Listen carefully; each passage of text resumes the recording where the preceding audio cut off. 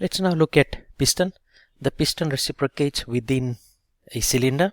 It is either moved by the fluid or it moves the fluid which enters the cylinder. It is moved by the fluid during the power stroke, and for the other strokes it is actually moving the fluid. For instance, suction of air fuel mixture, compression of air fuel mixture, and exhaust of the gases. And for diesel engine, suction of pure air, compression of pure air, and exhaust of the unbent gases or the bent gases. And during the power stroke, it is actually the fluid that moves the piston down. So therefore you need to remember that both that piston either moves the fluid or it is moved by the fluid. So in this case, the fluid we're talking about is air fuel mixture or the pure air.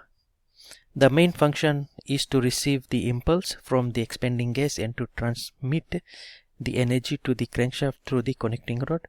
The piston should also be able to displace a large amount of heat. So this is a setup of a schematic of a piston and the connecting rod, and this is what we call the piston. So you've got a crown, you've got grooves cut on the sides. This is where the pin is attached to attach the piston to the crankshaft. So we'll look at some of these components here. So on top we've got the piston crown, we've got compression rings, so the grooves that are cut on to the piston head itself. So we can insert compression rings, we can insert oil rings.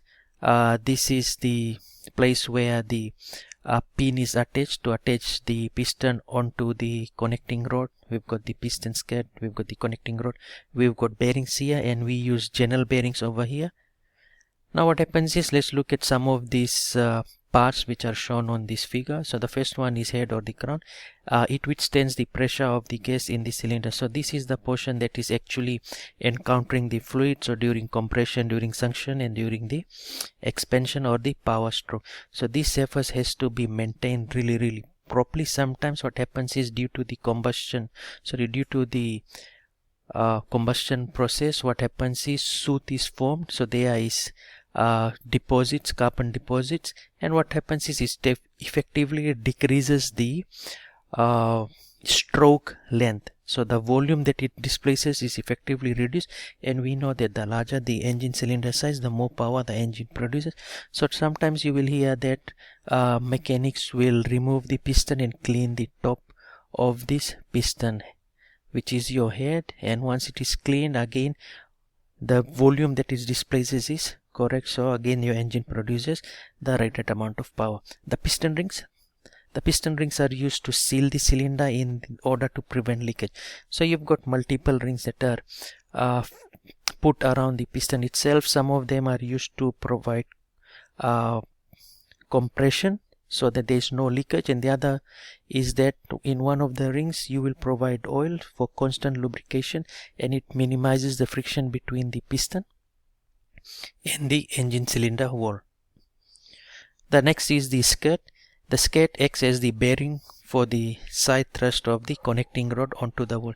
So what happens is, if this skirt is not provided, then the piston would have a small side wall, and as it moves up and down, it will try to dig into the engine cylinder. So by having a slightly higher skirt, it ensures that the piston moves perfectly inside the engine cylinder. And then we've got piston pin. It is used to connect the piston to the connecting rod. So this is where the piston pin will be attached in order to connect the piston to the connecting rod. So this animation shows how the piston reciprocates inside the engine cylinder. So it moves up and down, the piston moves up and down, and this reciprocating motion is converted to rotary motion. As a result of that, the crankshaft only rotates in a single direction.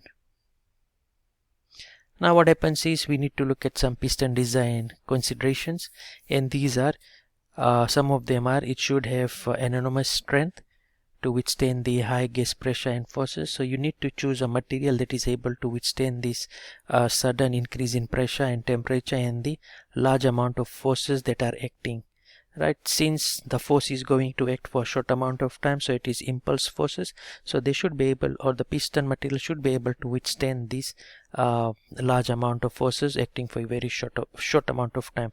It should have minimum mass to minimize the initial force. So what this means is, if the piston is too large, then a certain amount of power is wasted to move the piston up and down. Then what happens is, during the power stroke, some of the energy and the power is wasted to overcome this initial force. So as a result of that, the engine will not produce the power it is rated for. So we need to keep the mass of the piston as small as possible. It should form an effective gas and oil seal of the cylinder. So if there is no effective seal, what happens is, during the compression there would be some leakage, so it won't be able to maintain a high compression ratio. It should provide sufficient bearing area to prevent undue area. So we're talking about the side skirts, so it should have sufficient side skirt in order to provide that bearing area to overcome to prevent the piston from digging into the engine cylinder. It should displace heat quickly to the cylinder wall. So this is very important. If it is not able to displace this heat, what would happen is that the piston itself would start to deform, and once it loses its shape, it will just get stuck in the engine cylinder. It should have high speed reciprocating without noise. So this is very important. We don't want energy to be lost through vibration and through noise, and it should withstand thermal and mechanical distortion. So these points are very important when you look at design of a piston. Now what happens is, the material that is used for making pistons include cast iron, cast aluminum, forged aluminum, and so on. Cast iron pistons used for moderately rated engines with piston speeds below 6 meters per second, and aluminum alloy pistons used for highly rated engines running at higher piston speeds. So these things, just keep in mind that they become very important later on. Now the next member that we want to talk about is the connecting rod. So the connecting rod connects the piston to the crankshaft. Now what happens is, they form a simple mechanism that converts linear motion or reciprocating motion into rotary motion. So we've got different types of connecting rods. So for this one, the cross section is I in nature. For this one, it is a plus, and this one is a H. So when we look at the connecting rod itself, it is divided into so many components. So you've got your plain bearings or your general bearings, then you've got the bottom portion of this connecting rod, you've got the top portion of this connecting rod, and you use nut and bolts to join them together. Just because the connecting rod has to be mounted around the connecting rod, so that's why they are two pieces, and you've got split plain bearings or general bearings. And this is how I crank, and this is a crankshaft. So the next and the final component is the crankshaft. A crankshaft is used to convert reciprocating motion of the piston into rotary motion. So what happens is, the blue one is your engine cylinder, the gray one over here, the gray block that you see, cylindrical block, is your piston. The piston is connected to the crankshaft using a connecting rod, and as the piston reciprocates, the reciprocating motion is converted to rotary motion. So crankshafts, again, a combination of all these is required to effectively convert reciprocating motion to rotary motion.